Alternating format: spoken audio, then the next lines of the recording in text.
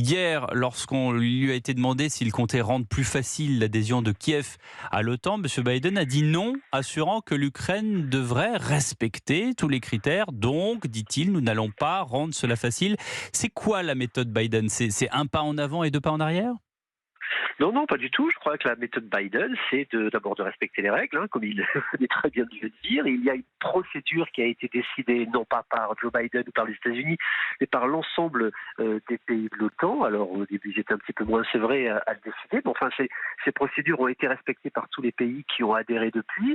Elle a été, cette procédure, également celle de la Finlande et de la Suède. La Finlande qui, en mai 2022, a déposé sa demande, comme la Suède d'ailleurs, et qui est devenu membre le 4 avril 2023, après avoir Mhm. suivi cette procédure très particulière, qui, après la demande d'adhésion, demande d'être invité, puis ensuite d'être auditionné par l'ensemble des Oui, pays, mais deux fois d'ailleurs. La Mais Suède n'est pas en guerre, Jean-Éric Brana. Il y a quand même une situation non, non, la Suède d'urgence. n'est pas en guerre, mais il y a eu on va dire des ratés Mhm. avec la Hongrie et la Turquie. Tout ça est en train de se dépasser puisque désormais la Suède est quasiment dedans maintenant.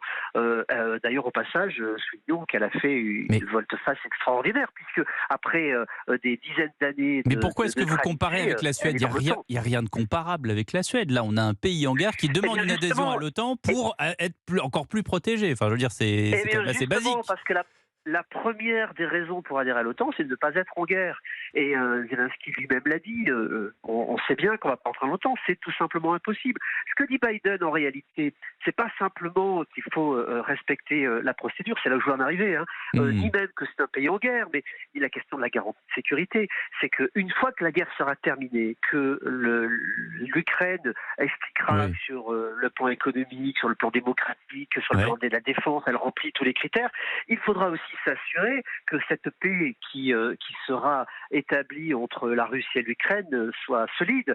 Souvenons-nous quand même, nous on a quand même un précédent assez navrant. 14-18, on fait une guerre avec l'Allemagne. 39-45, ça recommence. Ouais. Et toujours avec les mêmes velléités territoriales. Donc là, on sait bien qu'il y a des problèmes de défense et territoriale qui sont en jeu. Il va falloir solidifier avant même que l'Ukraine puisse sérieusement envisager de pouvoir être dans l'OTAN, parce qu'il ne s'agit pas d'entraîner l'ensemble des pays de l'OTAN dans une guerre. L'OTAN, c'est Est-ce que exactement le contraire, c'est de préparer la paix.